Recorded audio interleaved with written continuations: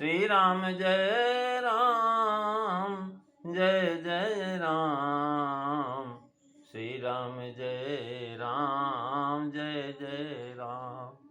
श्री राम जय राम जय जय राम। बोलिए सियावर रामचंद्र भगवान की जय। वृंदावन बिहारी लाल की जय।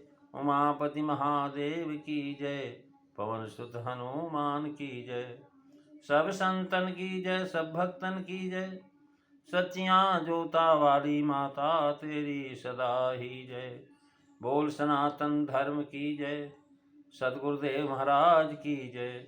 नमो पार्वते पते हर हर महादेव। जय जय सीताराम। आदरणीय विद्वजन, श्रद्धालु देवियों एवं विश्वासवी कथा श्रोताओं, भगवत सानिध्य में भगवान का चरित्र श्रवण करने के लिए हम लोग उपस्थित हुए हैं। आइए थोड़ी देर भगवान के चरणों में ध्यान लगाते हुए भगवान के कुछ लीला चरित्रों का स्मरण करें। पिछली चर्चा में आप शिव पार्वती के विवाह की चर्चा सुन रहे थे। महाराज देवता लोग भगवान के शिव की बारात में जाने के लिए अपने वाहनों को, अपने वस्त्रों को, अपने समाज को अच्छी तरह से सजाया। सुंदर सुंदर वस्त्र, नए नए कपड़े, नए नए वाद्य यंत्र और विमानों को अच्छी तरह से सजा करके तैयार होकर के भगवान शिव के बारात में चलने के लिए आ गए हैं।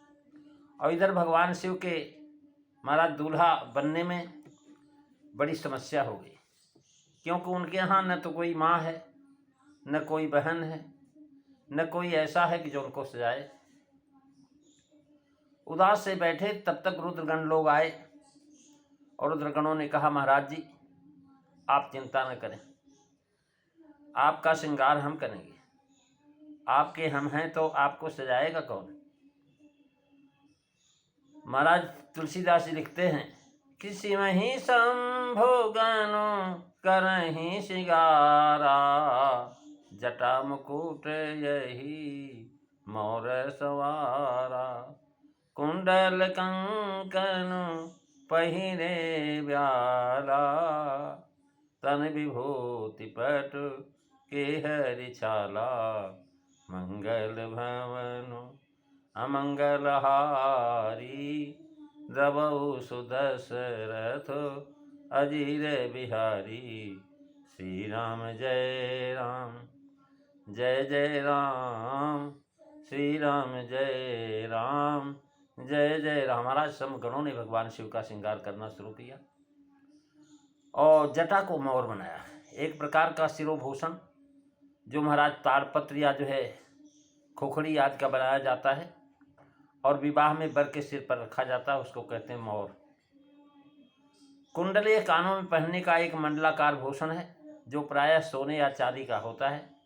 यह अनेक प्रकार के आकार बनाया जाता है, जैसे मकराकृत, मीनाकृत, मोराकृत कुंडल। कंकड़ जो है महाराज, ये आभूषण हाथ की कलाई पर बांधा जाता है और विवाह के पश्चात बारात लौटने पर कंकड़ छोड़ने की रस्म होती है। शब्द सागर में लिखा कि विवाह में देशाचार के अनुसार चोकर, सरसों, अजवाइन आदि की पीले कपड़े में 9 पोटनियाँ लाल और या पीले वस्त्र से महाराज बांधते हैं, धागे से बांधते हैं। एक तो लोहे के छल्ले के साथ दूल्हा व दुल्हन के हाथ में बांध दी जाती है, ये कंकण। शेष 8 जो है महाराज मूसल, चक्की, ओखली, पीढ़ा, हरीश, लोहा, लोढ़ा, कलश आदि में बांधी जाती है। करे कंकन कुंडलो पहिरे ब्याला, तन विभूति कटो के हरि छाला, शशि ललाट सुंदर सिर गंगा। कह रहे महाराज ये सब हाथों में बांधी जाती है। और डमरू एक बाजा जिसका जो है आकार बीच में पतला होता है और दोनों सिरों की ओर बराबर का चौड़ा होता है। दोनों सिरों पर चमड़ा मढ़ा होता है। इसके बीच में 2 तरफ बराबर बढ़ी हुई डोरी डाली जाती है और उसको जब हिलाते हैं तो महाराज दोनों तरफ को बजता है।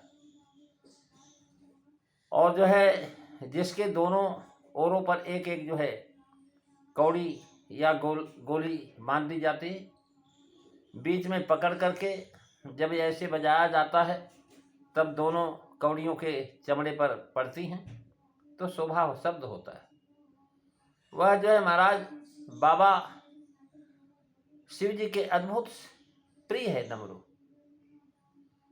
व्याकरण के 14 सूत्र महाराज पाणिनि जी ने लिखा है, वो भगवान शिव के डमरू से ही निकले। और कह रहे हैं कि महाराज शिव जी के प्रकट होकर के तांडव नृत्य करते हुए 14 बार डमरू को बजाया तो उससे 14 सूत्र निकले। और जब 14 सूत्र निकले तो महाराज 14 बार डमरू ध्वनि की, जिससे 14 सूत्र हुए। विशेष महाराज विनय पीयूष में देखेंगे आप तो पता लगेगा। इसका फल यह किया जाता कि जगत को विनाश करने के वाले रात्रि दिवस को ही शिव जी डमरू रूप से धारण करते हैं। महाराज एक रात है, एक दिन है। शिव जी के जो गण हैं वो श्रृंगार कर रहे हैं। जटाओं का मुकुट बनाया गया, उस पर सर्पों की और जो है महाराज सर्पाकार जो है मोर को बनाया गया। महाराज कह रहे हैं शिव ही शांभु गनो करहि सिंगारा, जग जटा मुकुट यही मोर संवारा। महाराज शंकर जी के जो गण हैं उनका श्रृंगार करते हैं, जटा को ही मुकुट बना दिए। जटा को ऐसे गोल करके सर पर रख दिया और बांध दिया तो मुकुट की तरह से दिखाई पड़ने लगा। और जो है मोर के रूप में महाराज एक फणीधर सर्प लिया और उस जटा के चारों तरफ घुमा करके महाराज उसको लगा दिया। ऐसे महाराज आप भगवान शिव के लिंग पर भी, उनके पुत्र चित्र पर भी देख सकते हैं कि महाराज उनके सिर पर एक फणीधर सर्प विराजमान रहता है। और कह रहे हैं कि देवता बारात की तैयारी कर रहे थे और समय इधर जो है महाराज गण वर को तैयार करते हैं। वर का श्रृंगार वर स्वयं नहीं करता, दूसरे लोग करते हैं। इससे यहाँ महाराज शिव गणों का जो है श्रृंगार करना कहा। पुनः उनका श्रृंगार उनके अनुकूल अन्य देवता कर भी नहीं सकते। महाराज उनका श्रृंगार भी तो ऐसा भयानक है कि सब देवताओं की हिम्मत ही नहीं पड़ेगी कि उनका श्रृंगार करें, बल्कि डर जाते हैं, दूसरे कर नहीं सकते। इसी से यहाँ शिवगण जो है महाराज इधर गणवर को तैयार कर रहे हैं, श्रृंगार करना कहा। और उनका श्रृंगार उनके अनुकूल अन्य देवता कर भी नहीं सकते। शिव जी के नित्य जो परिकर हैं वो महाराज जान सकते हैं कि उनके स्वरूप के योग कैसा श्रृंगार करना चाहिए। अतः जो समगुण का ही जो है शिव जी का सजाना कहा है। भगवान शंकर के किस अंग में कौन सा सर्प आभूषण के रूप में रहते हैं, इसका उत्तर वे सर्पराज वासुकी के छाती में महाराज चिपकाए गए यज्ञोपवीत की भांति जो है धारण करते हैं। जटा मुकुट अहिमोर संवारा, जटा को महाराज मुकुट बना दिया। देखिए, एक जो है गरीब से गरीब आदमी भी होगा तो विवाह के समय पर अपने आप को बहुत सजा बजा लेता है, कपड़े भी मांग लेता है, उधार ले लेता है, कर्ज ले लेता है, मुकुट भी महाराज किराए पर ले लेते हैं लोग। लेकिन भगवान शिव कहते हैं महाराज ऐसा मुकुट क्या जो कि बार बार उतारना पड़े, चढ़ाना पड़े। मुकुट तो ऐसा होना चाहिए कि जो कभी उठे ही नहीं। मुकुट सत्ता का प्रतीक है। सत्ता अगर ठहरी हुई जिसके पास तो हमारा जो है मुकुटधारी है, अगर सत्ता नहीं तो मुकुट समाप्त। उधर देवता महाराज बारात की तैयारी कर रहे हैं, अब इधर श्रृंगार किया जा रहा है। अब समगुण सर्पराज वासुकी को छाती में चरण से महाराज चिपकाए हुए यज्ञोपवीत की भांति धारण करते हैं। एक बड़ा जो है वासुकी को लिया और उसकी गर्दन पर रख करके और उसकी पूंछ को उसके मुंह में डाल दिया, यज्ञोपवीत बन गया। पुनः उनका श्रृंगार उनके अनुकूल हो रहा है। भगवान शंकर के किस अंग में कौन सा आभूषण, कौन सा सर्प कहाँ धारण करना चाहिए सब उनको पता है। कमल नाम का सर्प और अश्वतर नाम, इन दोनों नागों की महाराज ये पतले पतले लंबे लंबे सांप होते हैं, कुंडल के रूप में महाराज कान में डाल दिया, डाल करके उसकी पूंछ को उसके मुंह में डाल दिया और वो कुंडल बन गया। कह रहे हैं कि कुंडल बन गया। अब कुंडल भी पहना दिया।